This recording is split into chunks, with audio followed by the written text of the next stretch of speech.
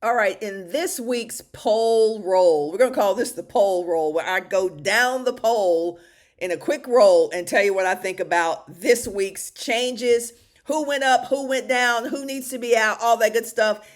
It's a wild and crazy ride down the poll roll, or should we call it the roll poll? Either way, South Carolina. Well, we saw what South Carolina was able to do. We see South Carolina, folks were talking about them being in a rebuild. Some folks say they're in a renovation. Coach Don Staley said, we just balling because that's all we know how to do. And obviously, Malaysia was at the top of everybody's list when it came to first week of hooping, second week of hooping. This young lady is doing it and looking like a veteran 100%. So South Carolina, I wasn't actually surprised that South Carolina got to the top of the poll. They looked in mid-season form. The newbies didn't look like they were brand new, even though we know that that transition from high school to college is a big jump. I love the way Coach Don Staley had her ballers playing together and playing enthusiastically and playing like it was they were getting ready to advance to the Final Four. So South Carolina, number one, no surprise, definitely deserves that. Iowa, a lot of folks were talking about that Iowa might be number one in the polls this week.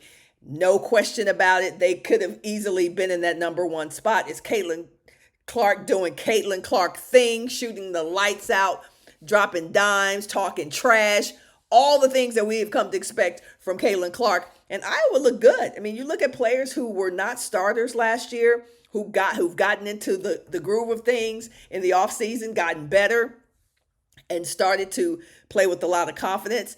And you always wonder about that when you have a team that makes it to the Final Four and then the team is kind of different the next year, as teams tend to be after they make it to the playoffs and to the Final Four. And you never know what kinds of players are going to show up, whether they're going to be ready, whether they're going to be apathetic. But Iowa, after that big performance in their football stadium, setting those records with over 50,000 folks in the stands, they really came out to play. They are 3-0. And I think the only reason they probably weren't number one is that they didn't play somebody better, right, to get there. Then we got UCLA, always exciting. Coach Close, Corey Close has them playing, has them balling out. We love the way they play. They get up and down, pressure, high pressure defense. Again, haven't played anybody really, really strong yet, but the 3-0 record, the record for them right now is keeping them up there. They beat Bellarmine 113-64. Utah, going to surprise some folks. I don't know if I've dropped my video on Utah, my quick little 1-minute video on Utah yet, but they're going to surprise some folks in the Pac-12. I like their style of play. I love that they can hit you from the 1-2. They can hit you from a lot of different positions. And they are going to play South Carolina. They play South Carolina State, I should say, 108-48, which, I mean, beating somebody by 60 points is no small feat. I don't care who that is because it's a long game. But Utah, I like their style of play. I like their guard play. And looking for them to stay in the top 10 for most of the first half of the season. Let's see, as we scroll on down the poll roll, Colorado can't help but talk about their opening game with LSU. Sherrod just literally showed out, played like they were playing for a playoff berth against LSU in the opening game 2 weeks ago. They are at 3-0 and played against Oklahoma State, Big 12 opponent. And Oklahoma State beat them 86-75. Oklahoma State, I love the way they play. Can't believe I said that. I can't believe I said love in Oklahoma in the same season since I'm a Texas girl, played at the University of Texas. But I do love the way Oklahoma State plays. I like their coach a lot.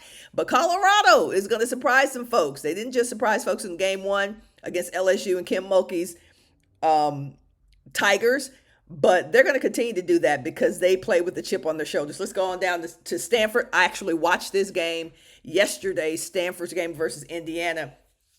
And Stanford has a different look. You know, you never know what Stanford's going to look like. Sometimes they're straight three-pointers. Sometimes they have big presence on the inside. But what I saw that was a little bit different about Stanford yesterday was the fact that they had a good running game. I see Brink, who was kind of in a deferring road, has kind of deferred to players at time. I felt like she was more of a leader on the court. Her presence was felt. She had a little dog in her yesterday. Brink was shooting the three-pointers. Her footwork was decidedly better. I was very impressed with Brink yesterday. Got some new tattoos too, by the way, the announcers mentioned. But Stanford looked really good. They looked like a fun team. And you don't necessarily say that about Stanford. You know, no shade to anybody, but They look really fun. They had all the elements. They got the running game. They can shoot from outside. Got some good freshmen, some guards out there. So Stanford looked pretty good in their win over Indiana. LSU dropping Mississippi Valley 109-47. But let's face it, since I didn't do a video about LSU's loss to Colorado, I will take this opportunity to talk about LSU right now. I think they came into the game against Colorado last week feeling themselves. NIL money's good. Everybody's talking about LSU. They won the national title their first year out the gate with first-year coach Kim Mulkey. So I think LSU was feeling themselves. And I feel like LSU was probably overlooking Colorado, which they did at their own peril. You do not overlook teams at any point in the season. And I definitely think LSU was like, it's Colorado. What we're going to do is, come on, it's Colorado. Let's go ahead and ball out. And as a result, they got spanked by Colorado last week. I do think LSU, after that game, Coach Kim Mulkey probably said something to the effect of, well, I bet we won't overlook nobody else again. That's my best impersonation of Kim Mulkey. So, yeah, I think LSU was overlooking them. And I think Kim Mulkey said that's exactly what was going to happen. We got our butts beat because y'all weren't taking this game seriously. Now, of course, now Flau'jae is actually out. Everybody's talking about that. That is a big loss, temporary right now for the Tigers. But when she gets back, I think she brings the kind of swag and the kind of work ethic in the game time situation that will get LSU back on track. Number 8, UConn. What? UConn got dusted? UConn got beaten by the Wolf Pack. The Pack came out. North Carolina State. Love Wes. I love their coach. A guy who literally one of the best top 10 coaches in our league in the women's game and has always produced great teams. And they are always supremely prepared. But I love that they dusted UConn. We were talking about UConn being number 1 or number 2. And I don't think anybody expected that to happen. But that's why we play the game, right?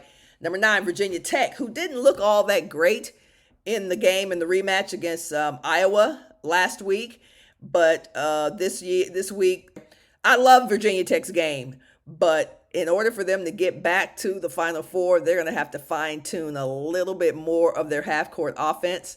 They looked a little bit out of sync to me, but I think those are things that great coaches like Coach Kenny will fix before it's all over. It's still early. It's the second week, y'all. Let's not get too crazy, all right? But I do love Virginia Tech. I see them winning the ACC this year. And then SC, Southern Cal, Women of Troy. Wait a minute. Can you say Juju? Juju was balling. Listen, one of the things I told a good friend of mine, I was like, listen, these freshmen, these first years looking like sophomores and juniors in game 1 and game 2. Seriously, Juju Watkins, she was so smooth with it. I mean, the mid-range, the jumper, the take it to the hole, the hezzy. She's one of the smoothest freshmen that I've seen in a really, really, really long time. So that's going to do it for my top 10 thoughts for women's basketball in week 2. I will definitely hit y'all up at the end of the week as to what happens in week 3. We'll see. What are your thoughts, though? Who did you like in the first 2 weeks? Who you think looked better than you thought they would look? Who you think looked worse than you thought they would look? Put it in the comments. Interested in your comments as well. All right, we'll see you in the next one.